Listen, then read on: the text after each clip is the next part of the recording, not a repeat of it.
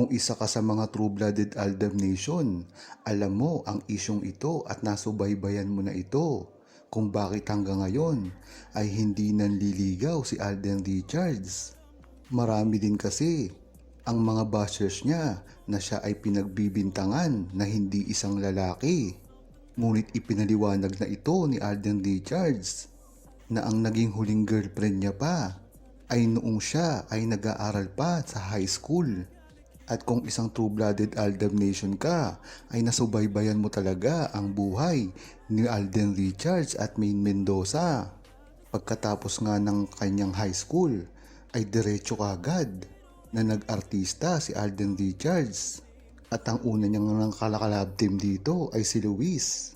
At noong bata pa siya, sinabi niya na pwede niya itong maligawan, ngunit hindi naman ito natuloy. Hanggang dumating na sila Julian na wala rin nangyari. At ito ang nakakagulantang kung iisipin nyo. Si Maine Mendoza lang naman ang dumaan sa kanyang buhay pagkatapos ng iba. At pagtapos nga ng Aldab ay napunta na ito kay Sanya Lopez. Wala rin naging relasyon. Ang mga iba niya pang kasamahan paggawa niya ng teleserye o movie. Ngunit ang tanong dito, bakit sa buong buhay at buong taon ni Alden Richards ay sinabi niya na in love ito, ngunit hindi niya sinabi kung sino ito? At base sa kanyang naging buhay, ito ay tumutugma lamang kay Maine Mendoza. At ito ang dahilan kung bakit hindi nanliligaw si Alden Richards dahil napakalalim na ng relasyon niya kay Maine Mendoza. Malaking sakripisyo ang ginagawa ni Alden Richards ngayon at Maine Mendoza sa kanilang dalawa. Sa isa't isa nga ito, nakikilala na ng buong Aldab Nation ang ginagawang sakripisyo ng dalawa para lamang hindi magiba ang kanilang relasyon. Kung matatandaan nyo, talagang itong dalawang ito na si Maine Mendoza at Alden Richards ay kahit kailanman ay talagang nagtatanggol sa isa't isa. Marahil ay hindi na ito naiintindihan o naaalala ng buong Aldab Nation.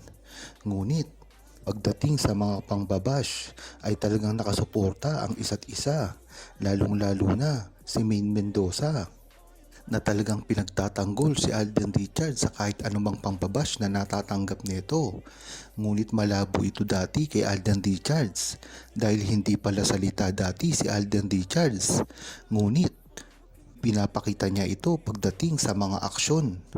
Kung mapapansin nyo, yan naman talaga ang style ni Alden Richards. Hindi siya madalas magsalita sa publiko, ngunit makikita mo dito ang sincero ng kanyang gawa. At kung matatandaan nyo, wala siyang sinasabi dati sa relasyon niya kay Maine Mendoza. Ngunit pag nakita mo ang gawa niya dito pagdating sa kaliserye at live ng Itbulaga, talagang mararamdaman mo ang tunay niyang pagmamahal na inaalay kay Maine Mendoza. Yan naman talaga ang dapat niyang gawin dahil kung sa gayon ay totoo ang sinasabi niya sa kanyang mga interview, dahil dati ay napatunayan na rin ni Maine Mendoza at Alden Richards ito.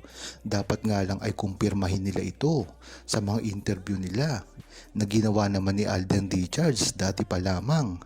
Yan naman kasi ang dapat nilang gawin nang sa gayon ay hindi malito ang buong Aldab Nation sa mga pangyayaring nagaganap ngayon. Hindi lang naman kasi sila ang nadadown dito, pati ang mga fans nila at buong true-blooded Aldab Nation ay kasama nila para sa kanilang laban. Kaya kung tatanungin nyo ang buong Aldab Nation, marapat ay talagang dapat respetuhin kung ano man ang gagawin at kagustuhan ni Maine Mendoza at Alden Richards na ipakita sa publiko. Maganda nga ngayon ang ginagawa ni Maine Mendoza at Alden Richards. Ibig sabihin lang nito ay hindi na sila takot na magpakita sa publiko dahil ang takot na ilang ito ay matagal na nila Pinangangambahan.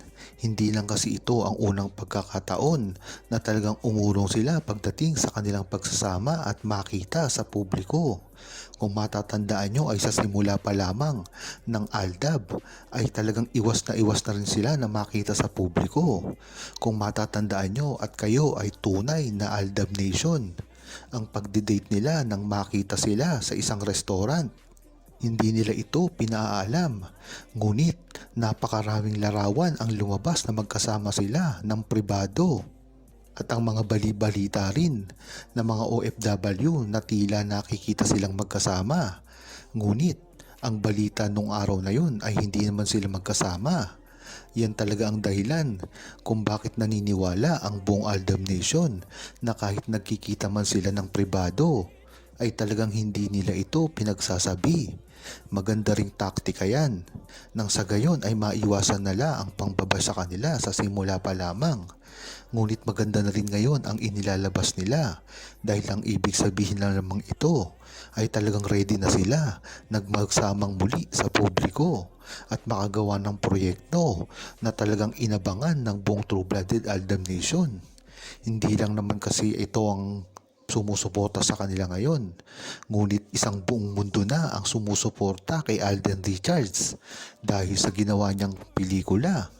Ngunit ito ay madadagdagan pa kung sakaling magagawa niya na ang pelikula niya kasama si Maine Mendoza, dahil ito lang naman talaga ang inaabangan at inaasahan ng publiko sa kanilang dalawa ay ang makagawa ng pelikula na magkasama sila, dahil sa simula pa lamang ay talagang kagustuhan na nila na makitang muli si Maine Mendoza at Alden Richards. Kung matatandaan nyo, hindi lang naman talaga paggawa ng pelikula o anumang proyekto ang gusto nilang gawin ni Maine Mendoza at Alden Richards, kung hindi ang nostalgia rin. Biruin mo, ang 10 years na ito ay napakarami ng memories sa mga seniors, sa mga dating fans ni Maine Mendoza at Alden Richards na tumiwalag na ang ibang Aldab Nation na talagang nag-matured na at hindi na pinapansin ng Aldab dahil ito ay nagkaasawa na or at iba pang mga pangyayari sa buhay nila. Mantakin mo, lahat ng ito ay magsasama-samang muli para lamang suportahan si Maine Mendoza at Alden Richards. Naiintindihan nyo ba ang gusto kong sabihin? Ibig sabihin nito ay 42 million ay muling magsasama-sama para lamang kay Maine Mendoza at Alden Richards. Huwag kalimutang mag-subscribe, comment at i-like ang video na ito. Thanks for watching!